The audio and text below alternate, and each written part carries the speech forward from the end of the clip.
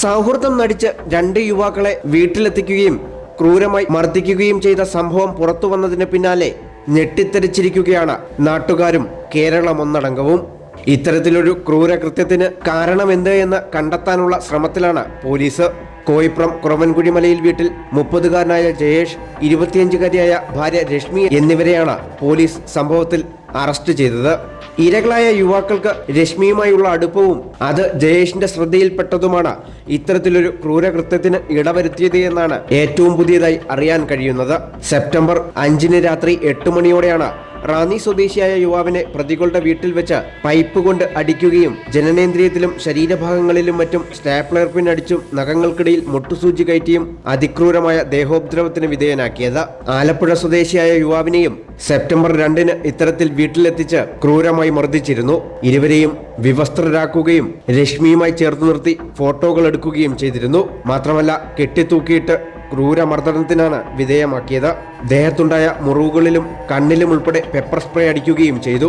ഇവരുടെ പക്കലുണ്ടായിരുന്ന 20,000 രൂപയും ഫോണും പ്രതികൾ ബലമായി പിടിച്ചു വാങ്ങി. ഇവരുടെ ക്രൂരകൃത്യങ്ങൾക്ക് ശേഷം 1000 രൂപ വണ്ടിക്കൂലിക്ക് കൊടുത്ത് റാന്നി സ്വദേശിയെ റോഡിൽ ഇറക്കി വിടുകയായിരുന്നു. മർദ്ദനമേറ്റ യുവാക്കളും ജയേഷും ബാംഗ്ലൂരിൽ ഒരേ സ്ഥാപനത്തിൽ ജോലി ചെയ്തിരുന്നവരാണ്. തിരുവല്ല ഡിവൈഎസ്പിയുടെ നേതൃത്വത്തിൽ പ്രത്യേക അന്വേഷണ സംഘമാണ് ഇപ്പോൾ കേസ് അന്വേഷിക്കുന്നത്. പ്രതികളെ കഴിഞ്ഞ ദിവസം കൃത്യം നടത്തിയ വീട്ടിലെത്തിച്ച് തെളിവെടുപ്പ് നടത്തിയിരുന്നു. കൂടുതൽ ദൃശ്യങ്ങൾ ഉൾപ്പെടെ ജയേഷിന്റെ ഫോണിൽ സൂക്ഷിച്ചിട്ടുണ്ട്. ഇവ കണ്ടെത്തുകയാണ് പോലീസിന്റെ നീക്കം. മാത്രമല്ല ഈ ഇരകളെ കൂടാതെ കൂടുതൽ പേർ ഇവരുടെ മർദ്ദനത്തിന് ഇരയായിട്ടുണ്ടോ എന്നും പോലീസ് അന്വേഷിക്കുന്നുണ്ട്.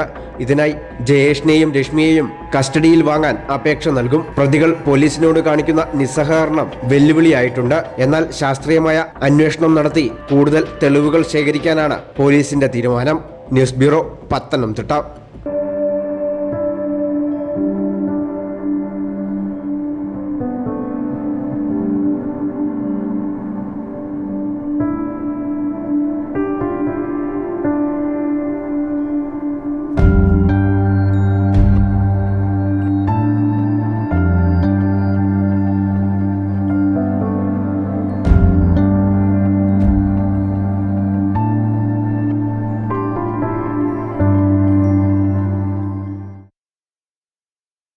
Mount Zion Medical College Hospital, Adur, Pathanamthitta.